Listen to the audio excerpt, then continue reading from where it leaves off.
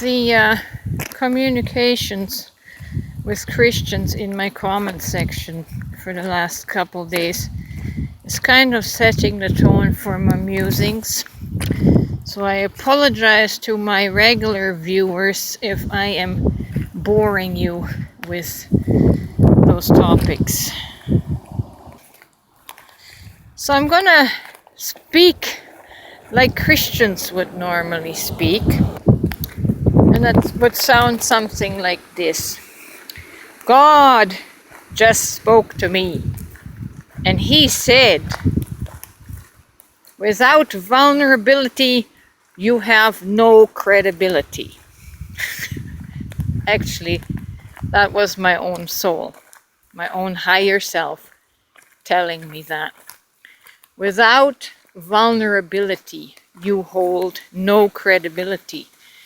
And that's really the message that I want to send to my critics, to the keyboard warriors that constantly borrow the content of other people and use that as their shield. And I'm talking about the Bible. I'm talking about the words of Jesus.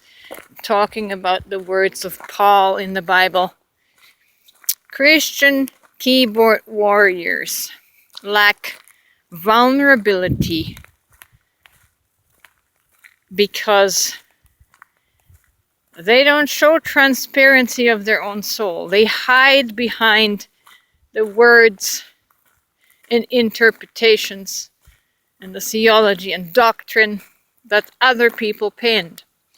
They will never let you see their vulnerable self, their fears, their insecurities, or anything of their inner child.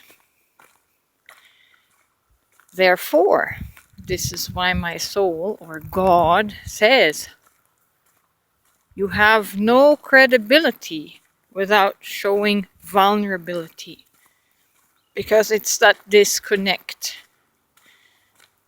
As I previously talked in a recent musing, you're stuck in your head and cannot connect to your heart because you are too afraid to reveal your insecurities. You're too afraid to show the fears of your inner child, the traumatized part of you, right? And so you're always in ego. You make keyboard arguments. You sling about Bible verses and mostly in judgment. But as I said, it holds no credibility because it's not you. You are just slapping down verses out of a book. I have no interaction with you. I have only interaction with words on a screen, second-hand words borrowed and quoted from a book. But who are you? Who are you? Are you, do you have the courage to reveal yourself? Do you have the courage to stand naked without the cloak of Jesus covering your shame? See, I don't have shame.